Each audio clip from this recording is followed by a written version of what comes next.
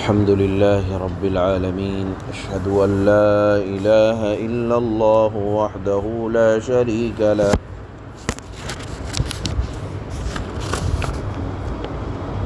وأشهد أن سيدنا ومولانا محمدًا عبده ورسوله.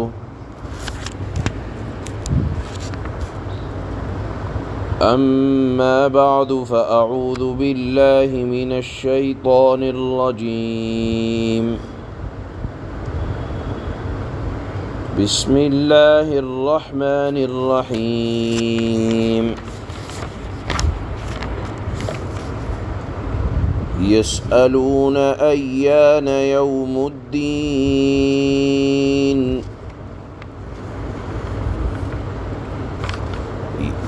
يوم هم على النار يفتنون. ذوقوا فتنتكم هذا الذي كنتم به تستعجلون.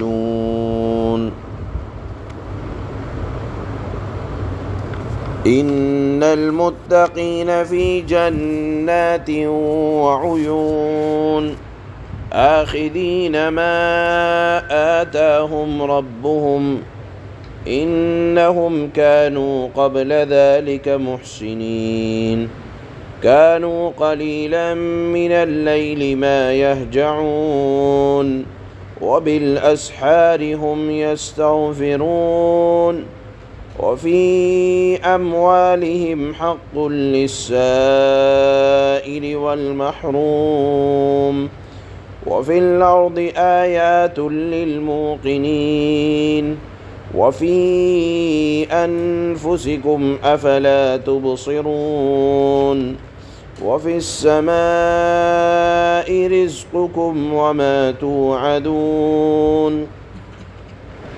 فورب السماء والأرض إنه لحق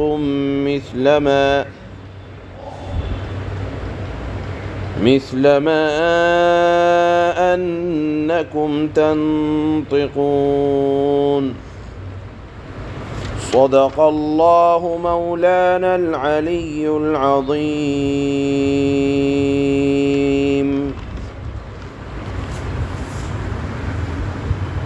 سورہ زاریات کی شروع کی آیات میں اللہ نے یہ ارشاد فرمایا، چند چیزوں کی قسم کھانے کے بعد تاکہ بات کے اندر وزن ہو جائے اور لوگوں کو یقین آ جائے کہ اللہ اگر ویسے ہی کوئی بات ارشاد فرما دیں تو اللہ کی بات واقعے کے خلاف نہیں ہوتی، اور اگر اللہ قسم کھا لیں اور قسمیں بھی اللہ 4-5 طریقے کی کھا لیں مخلوقات میں سے تو وہ بات کتنی پختہ ہوگی۔ اس کے بعد اللہ نے فرمایا تھا کہ دیکھو قیامت ضرور آ کر رہے گی، حساب و کتاب ہو کر رہے گا۔ اس مضمون کو جب اللہ کے نبی صلی اللہ علیہ وسلم بیان فرماتے اور فرماتے کہ دیکھو جزا اور سزا کا دن متعین ہے اور یہ تو آ کر رہے گی جس طرح اللہ نے فرمایا، تو یہ مذاق اڑاتے، اعتراض کرتے کہ ابھی تک تو آئی نہیں، اب دیکھو کب آتی ہے۔ اور یہ تو بس ایسی ہی بات ہے، گویا کہ اعتراض کرنے کے ساتھ ساتھ ہنسی اڑایا کرتے تھے اللہ کے نبی کی کہ ہم تو انتظار کر رہے ہیں، ابھی تک تو نہیں آیا، آخر کب آئے گی؟ یا پھر اگر آنا ہے اے محمد لے آؤ، جس عذاب کی یا جس قیامت کے دن کی تم ہمیں وعیدیں سنا رہے ہو، لے آؤ اگر تمہارے اندر طاقت ہے۔ اللہ نے فرمایا آج کی آیات میں، یسألون ایان یوم الدین، یہ پوچھتے ہیں کہ کب ہوگا روز جزا، کب ہوگی؟ اللہ نے کب ہوگی اس کا جواب تو نہیں دیا، ہاں یہ فرمایا ہوگا، اور وہ دن کون سا ہوگا؟ یوم ہم علی النار یفتنون، جس دن تمہیں آگ پر تپایا جائے گا، جلایا جائے گا۔ اللہ نے جواب بھی اسی انداز میں دیا، یا معنی کے اندر اتنی ہی گہرائی ہے جس طرح سے یہ مذاق اڑایا کرتے ہیں، کہتے ہیں کہ ہماری زندگی میں تو نہیں آئی، اب دیکھتے ہیں کہ کس کی زندگی میں آئے گی۔ تو اللہ نے فرمایا ذرا صبر کرو، وہ دن آیا ہی چاہتا ہے جب تم آگ میں الٹے سیدھے کیے جاؤ گے، جس طرح گوشت کو بھونا جاتا ہے۔ یفتنون کا مطلب یہی ہے کہ تپایا جائے گا ہر طرف سے۔ اور پھر اللہ کہیں گے ذوقوا فتنتکم، اب چکھو اپنی سزا کا مزہ چکھو۔ جس طرح مذاق اڑایا کرتے تھے، اسی طرح جب جائیں گے تو اس کے بعد یہ کہا جائے گا ذوقوا فتنتکم، یہی وہ دن ہے، اب چکھو اس کا مزہ، جس دن کے بارے میں تم جلدی مچایا کرتے تھے، کب آئے گی کب آئے گی، لو اب آ گئی۔ علماء نے لکھا ہے کہ اس کو بالکل ان کے اعتراض کو اسی درجے میں سنا جائے جیسے ایک جیل میں بند آدمی جس کے مقدمے کے بارے میں فیصلہ ہو چکا ہے کہ اس کو پھانسی ہوگی، اور وہ یہ کہے کہ پھانسی کا دن تو آنے والا ہے نہیں، جبکہ فیصلہ ہو چکا ہے، اور وہ یہ کہے کہ بس ویسے ہی میرے سے کہا جا رہا ہے، اور جب پھانسی کا دن آ جائے اور کہا جائے کہ یہی ہے پھانسی کا دن، تو اس کو کتنی تکلیف ہوگی۔ اس سے زیادہ تکلیف ان لوگوں کو ہوگی جو اس بات کا مذاق بناتے ہیں کہ قیامت کا دن آنے والا نہیں ہے۔ آگے اللہ ارشاد فرماتے ہیں کہ دیکھو ان المتقین فی جنات وعیون، کہ ان نافرمانوں کے مقابلے میں دنیا میں کچھ اچھے لوگ بھی آباد ہیں۔ وہ کون ہیں؟ متقی ہیں۔ وہ کہاں ہوں گے؟ وہ بہشتوں اور چشموں میں ہوں گے۔ آخذین ما آتاہم ربہم، ان کے رب نے ان کو جو کچھ عطا کیا ہوگا وہ اس کو لے رہے ہوں گے۔ کیوں؟ اس لیے کہ وہ نیکوکار تھے، اچھے کام کرنے والے تھے، احسان کرنے والے تھے۔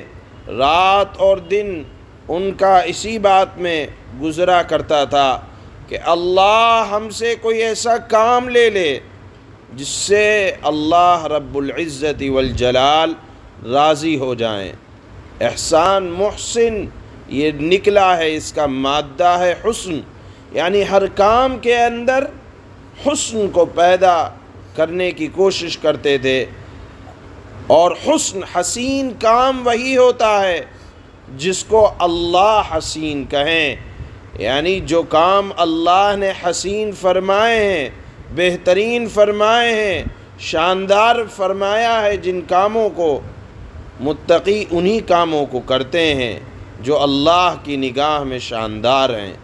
پھر فرمایا کہ متقیوں کو جو اعزاز ہوگا وہ اس وجہ سے کہ کانوا قلیلا من اللیل ما یہجعون، وہ ساری رات دنیا میں جب تک تھے بستروں پر میٹھی نیند نہیں لیا کرتے تھے، بلکہ کانوا قلیلا من اللیل، رات میں بہت کم سوتے تھے، دن بھر نیکوکار، دن بھر بہترین اعمال، اور جب رات کو سونے کے لیے بستر پر آئے تو ایسا نہیں کہ ساری رات پیر پھیلا کر بستر پر سو گئے، غفلت کی نیند سو گئے، نہیں، وہ رات کے بہت تھوڑے سے حصے میں اپنی نیند کو پورا کر لیا کرتے تھے، اور غفلت کے ساتھ نہیں سویا کرتے تھے، بلکہ نیند کو چھوڑ کر رات کا اکثر حصہ عبادت میں گزارتے تھے، اور رات بھر عبادت کی، کم سوئے، زیادہ اللہ کی عبادت کی۔ تو ہونا تو یہ چاہیے کہ صبح کو سو جائیں، نہیں، وَبِالْأَسْحَارِ هُمْ يَسْتَغْفِرُونَ، جب صبح کا وقت بھنور کا وقت آیا اور رات کی تکمیل کا وقت آیا تو ایسا نہیں کہ ہم نے تو دن میں بھی عبادت کی، رات میں بھی عبادت کی، اور اب صبح کا وقت ہے تو ہم تو بہت بڑے عابد ہو گئے۔ نہیں، صبح ہوئی تو دعا کر رہے ہیں اللہ سے کہ اے اللہ جیسا حق تھا حق ادا نہ ہوا ہمیں معاف فرما دے۔ رات بھر عبادت کرنے والوں کو اپنی عبادت پر گھمنڈ نہیں ہونا چاہیے۔ حضرات صحابہ کی اللہ نے تعریف کی کہ دن بھر لوگوں کی خدمت، دن بھر بہترین کام، ایسے کام جو اللہ کو پسند آئیں، رات میں اللہ کی عبادت، اور صبح کے وقت جب عبادت سے فراغت ہو رہی ہے تو استغفار کر رہے ہیں کہ اے اللہ جیسی عبادت کا حق تھا ہم سے حق ادا نہ ہوا۔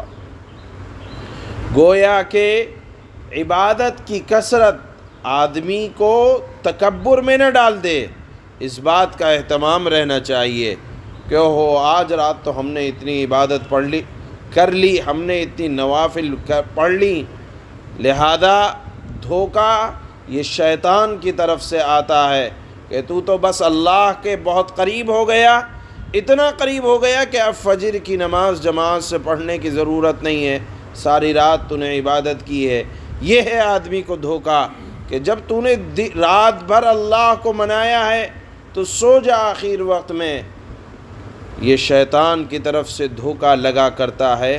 اللہ نے فرمایا کہ جو متقی ہوتے ہیں عبادت کرنے کے بعد استغفار کرتے ہیں کہ اے اللہ جیسے عبادت کا حق تھا ادا نہ ہوا۔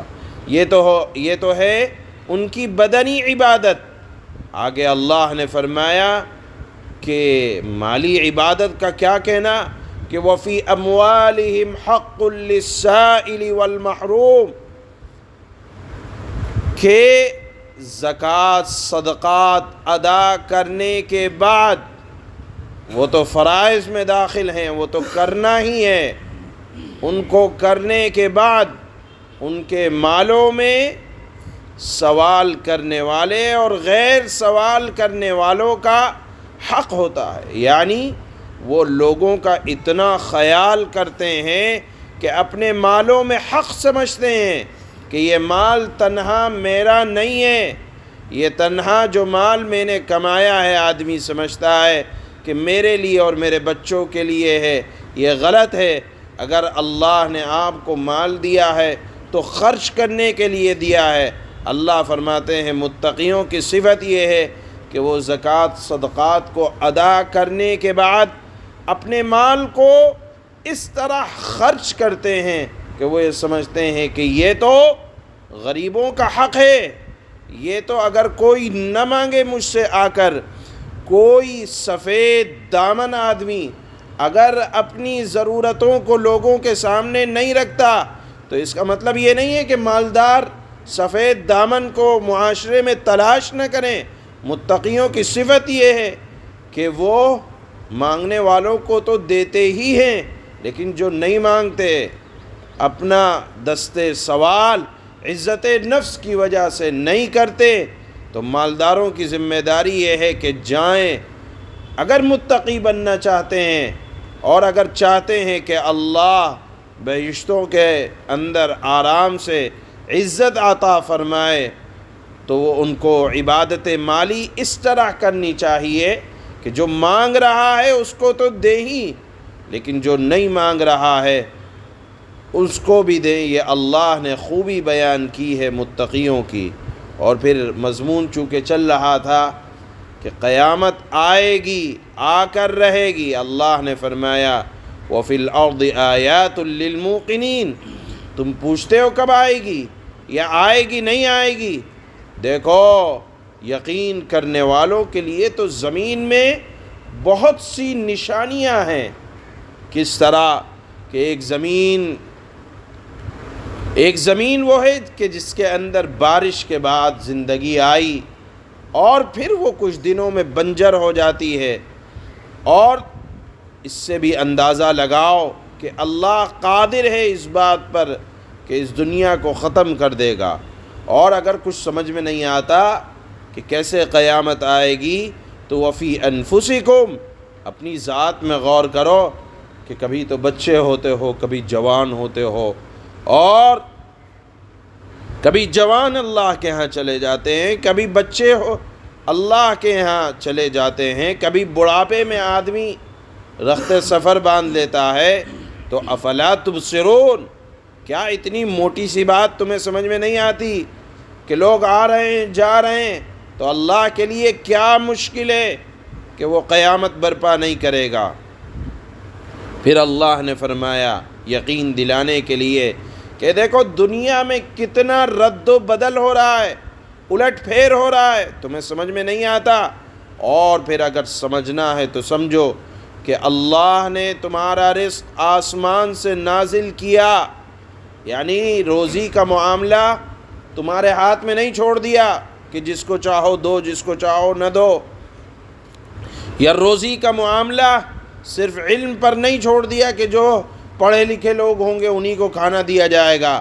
اگر یہ معاملہ اللہ دنیا والوں کے سپرد کر دیتے تو شاید کسی کو کھانے کے لیے کچھ ملتا۔ لوگ طنز کرتے ہیں کہ اگر اولاد ہو جائے گی تو کھلائے گا کون؟ جو اللہ ہمیں اور آپ کو کھلا رہا ہے وہ ہماری اولاد کو بھی کھلائے گا۔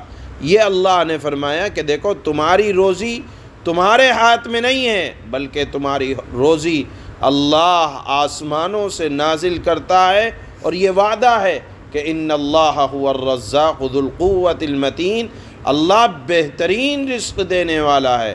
لہذا جو اللہ رزق دینے پر قدرت رکھتا ہے وہ ایک دن اس کائنات کو بھی ختم کر دے گا۔ اتنے دلائل دیے اللہ نے اس بات کو سمجھانے کے لیے کہ دیکھو یہ مت سمجھنا کہ بس یہیں کھا پی لیا ختم ہو جائیں گے، نہیں، ایک ایک چیز کا جو دینے والا ہے وہ حساب لینا بہترین انداز میں جانتا ہے۔ اسی مضمون کو اللہ نے ان آیات مبارکہ میں ارشاد فرمایا ہے۔ اللہ فرماتے ہیں یسألون ایان یوم الدین، اے نبی صلی اللہ علیہ وسلم یہ لوگ آپ سے پوچھتے ہیں، کیا پوچھتے ہیں؟ کہ قیامت کا دن کب آئے گا، یعنی آپ ڈرا رہے ہیں۔ تو یہ اعتراض کرتے ہوئے کہتے ہیں کہ میاں کیا ڈراتے ہو، اگر آنا ہے تو آ جائے۔ اللہ نے فرمایا یوم ہم علی النار یفتنون ذوقوا فتنتکم ھذا الذی کنتم بہ تستعجلون۔ اللہ فرماتے ہیں کہ قیامت کا دن اس دن ہوگا جب انہیں آگ پر تپایا جائے گا کہ چکھو مزہ اپنی شرارت کا۔ یہی ہے وہ چیز جس کے بارے میں تم یہ مطالبہ کرتے تھے کہ وہ جلدی آ جائے، جلدی آ جائے۔ جب آ جائے گی تو اللہ کہیں گے کہ اب مزہ چکھو اسی بات کا۔ ان المتقین فی جنات وعیون آخذین ما آتاہم ربهم انہم کانوا قبل ذلک محسنین۔ بے شک متقی لوگ یعنی اللہ سے ڈرنے والے لوگ باغوں اور چشموں میں اس طرح رہیں گے کہ ان کا پروردگار انہیں جو کچھ دے گا اسے وصول کر رہے ہوں گے۔ وہ لوگ اس سے پہلے یعنی آخرت کی زندگی سے پہلے نیک عمل کرنے والے لوگ ہیں۔ كانوا قليلا من الليل ما يهجعون وبالأسحار هم يستغفرون۔ یہ اللہ سے ڈرنے والے لوگ رات کے وقت کم سوتے تھے اور سحری کے اوقات میں وہ استغفار کرتے تھے۔ وَفِي أَمْوَالِهِمْ حَقٌّ لِلسَّائِلِ وَالْمَحْرُومِ، اور ان کے مال دولت میں سائلوں سائل سے مراد مانگنے والے نہیں، بلکہ مراد یہ ہے کہ جو اپنی ضرورت کا اظہار کر دے۔ ان کے مال و دولت میں مانگنے والوں یعنی اپنی ضرورت کا اظہار کرنے والوں، اور محروم سے مراد یہ ہے کہ جو لوگ کسی کے سامنے دست سوال دراز نہیں کرتے، تو ان کے مالوں میں محروم لوگوں کا باقاعدہ حق ہوتا تھا، یعنی وہ اپنے مال کو زکوٰۃ صدقات ادا کرنے کے بعد یہ سمجھتے تھے کہ میں نے ابھی حق ادا نہیں کیا، بلکہ ابھی حق ہے میرے مالوں میں۔ جو لوگ مانگتے ہیں یا جو لوگ اپنی ضرورتوں کو نہیں رکھتے، ان لوگوں کا حق ہے، حق سے وہ لوگ اپنے مال کو لوگوں میں تقسیم کرتے ہیں، اور ان کے مال و دولت میں مانگنے والوں اور اپنی ضرورتوں کا اظہار نہ کرنے والے لوگوں کا باقاعدہ حق ہوتا تھا۔